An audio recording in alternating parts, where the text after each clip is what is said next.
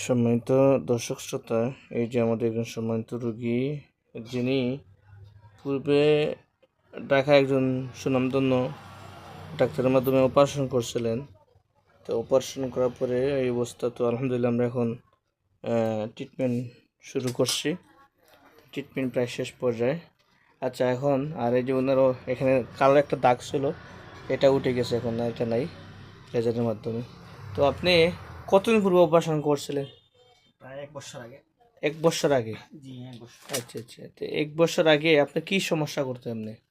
নাকটা সবসময় জাম করতো, সর্দি থাকতো। আচ্ছা আচ্ছা, তো অপারেশন করার পরে আপনি এটা সমাধান হয় নাই? একটা নাক সমাধান হয়েছে পুরোপুরি, কিন্তু আরেকটা নাকে রয়ে গেছিল জাম। জাম রয়ে গেছে।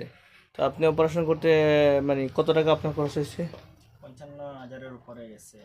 আপনার বাসা কোথায়? জকিগঞ্জ।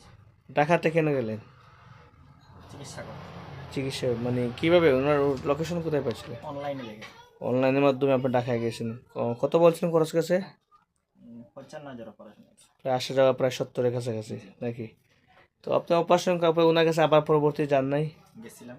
তো যাওয়ার পরে কি বলছিলেন উনি? বলছিলেন যে এইটা কিছুটা থাকবে, পুরাপুরি তো কেটে দিলে সমস্যা আছে, পরে গান নিতে সমস্যা হবে, প্লাস ধুলাবালু সবসময় ঢুকে যাবে সরাসরি। এই জন্য মানে ওই যে উনি, আপনি যে পরবর্তী আবার সমস্যা করছিল, ওনার কাছে গিয়েছিলেন?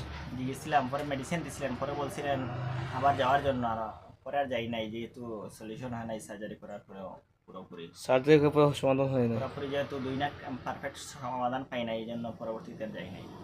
ও আচ্ছা, তারপরে আসছে আমাদের এখানে। জি আছে। আচ্ছা, এখন যে আপনি চিকিৎসা করলাম, ব্যথা ট্যাথা পাইছেন? জি না, ব্যথা নেই, স্বাভাবিক? স্বাভাবিক আছে, সুস্থ আছেন তো আপনি? সুস্থ আছি।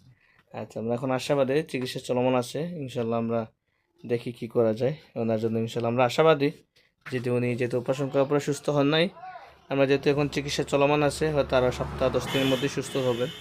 তো সেই আশাবাদী আমরা ব্যক্ত করি। সবাই আমাদের পেশেন্ট প্রত্যেকটা রোগীর জন্য দোয়া করবেন, যাতে সবাই ভালো থাকেন এবং সুস্থ থাকেন। সে সবার সুস্থতা কামনা করি। আল্লাহ হাফিজ।